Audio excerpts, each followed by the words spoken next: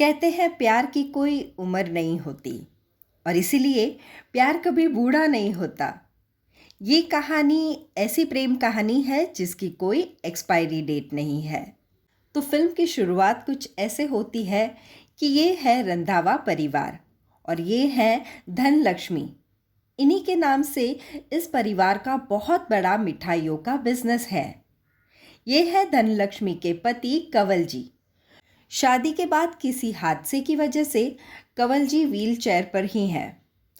ये है धनलक्ष्मी के बेटे तिजोरी, जिन्हें अपने पिताजी यानी कंवल जी से बहुत प्यार है, लेकिन बचपन से ही उनकी माताजी ने उन्हें उनके पिता से दूर रखा।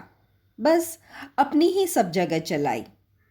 ये है तिजोरी की बीवी पूनम, जिसे गाने का बड़ा शौक है, लेकिन घर और परिवार की जिम्मेदारियों के पीछे वो अपना शौक कहीं छोड़ आई हैं। ये है रंधावा परिवार के इकलौते वारिस यानी बेधड़क हैप्पी गो लकी इंसान, जिन्हें नाचने का बहुत शौक है, रॉकी। उनके पिताजी यानी धनलक्ष्मी स्वीट्स के मालिक तिजोरी को रॉकी की ये बात बिल्कुल ही पसंद नहीं। ये है रंधावा परिवार की बेटी गायत्री।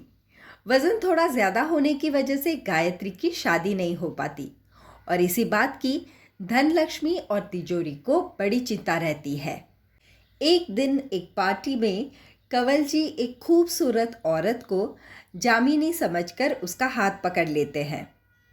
दरअसल बीमारी की वजह से कंवल जी को कुछ भी याद नहीं रहता, पर उन्हें जामिनी का नाम हमेशा याद रहता है। रॉकी अपने दादाजी से बहुत प्यार करता है और वो ठान लेता है कि ये जामिनी कौन है वो ढूंढ निकालेगा। रॉकी छानबीन करता है तब पता चलता है कि जामिनी रानी चैटर्जी की दादी हैं। रानी एक न्यूज़ चैनल में एंकर का काम करती है। रानी आज के ज़माने की ऐसी लड़की है जो अपनी बात किसी के भी सामने रखने से नहीं हिचकिचाती। रॉकी रानी से मिलता है और बताता है कि उसके दादाजी जामिनी को बहुत याद करते हैं और फिर वो जामिनी का फ़ोटो जो दादाजी की डायरी में है वो रानी को दिखाता है। रानी को रॉकी का अंदाज़ खूब निराला लगता है। रानी उसके घर उसकी मम्मी अंजलि, उसके पिताजी चंदन और दादी जामिनी के साथ रहती हैं। रानी की मम्मी अंजलि एक इंग्लिश प्रोफेसर है, वहीं उनके पिताजी चंदन एक कथक डांसर हैं। रानी जब जामिनी के सामने कंवल जी का नाम लेती है तब वो सहम जाती है। वो रानी को बताती है कि जामिनी कंवल जी से कुछ 6-7 दिनों के लिए मिली थी। उस समय दोनों शादीशुदा थे। जो प्यार उसने कभी भी अपनी ज़िंदगी में महसूस नहीं किया, वो 7 दिनों में महसूस किया था। फिर क्या, रानी और रॉकी कंवल जी और जामिनी को मिलाते हैं। कंवल जी जामिनी को देखकर अपना पुराना प्यार याद करते हैं। धनलक्ष्मी को ये बात बिल्कुल भी पसंद नहीं आती। अपने दादा दादी को मिलाते मिलाते रानी और रॉकी के बीच भी नज़दीकियां बढ़ जाती हैं। जब रॉकी रानी को प्रपोज करता है तब रानी बताती है कि ये सिर्फ फ्लिंग है, प्यार नहीं। रॉकी का दिल टूट जाता है। रानी भी अपनी लाइफ में मूव ऑन करती है, लेकिन जब रानी अपने काम से कश्मीर जाती है तब वो रियलाइज़ करती है कि वो रॉकी को कितना मिस कर रही है। वो वापस अपने घर आने पर रॉकी से प्यार का इजहार करती है। जब रॉकी शादी की बात करता है तब रानी उसे बताती है कि वो दोनों के परिवार बहुत ज़्यादा अलग है, वो उसके घर एडजस्ट नहीं कर पाएगी। रॉकी कहता है कि 3 महीने के लिए रॉकी रानी के घर रहेगा और रानी रॉकी के। सब ये बात मान लेते हैं क्योंकि सबको पता होता है कि ये प्लान फेल ही होने वाला है। रॉकी जिसे हर चीज़ हाथों में मिलती थी, अब रानी के घर उसे सब कुछ अपने आप करना पड़ता है। रानी की पढ़ी लिखी फैमिली रॉकी का मजाक भी उड़ाते हैं। दूसरी तरफ धनलक्ष्मी रानी को उस घर का हिस्सा ना होने का एहसास हर पल करवाती हैं। लेकिन रानी रॉकी की बहन गायत्री का इंटरव्यू अपनी न्यूज़ चैनल में करवाकर उसकी नौकरी लगवाती है।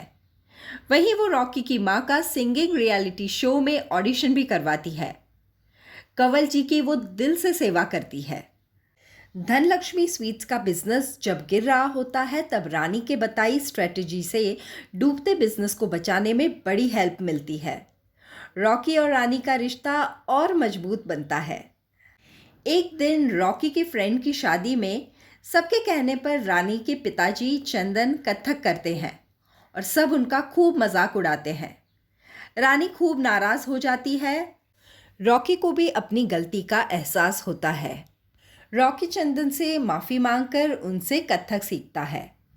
दुर्गा पूजा के दिन चंदन के साथ रॉकी भी कथक करता है। ये देखकर धनलक्ष्मी और तिजोरी बहुत गुस्सा हो जाते हैं और जैसे ही वो वहाँ से जाने लगते हैं तब रॉकी उन्हें रोकता है। तभी रानी वहाँ पर आ जाती है और उसकी बहस तिजोरी के साथ हो जाती है। रानी तिजोरी को धक्का देती है और ये बात रॉकी को खटक जाती है।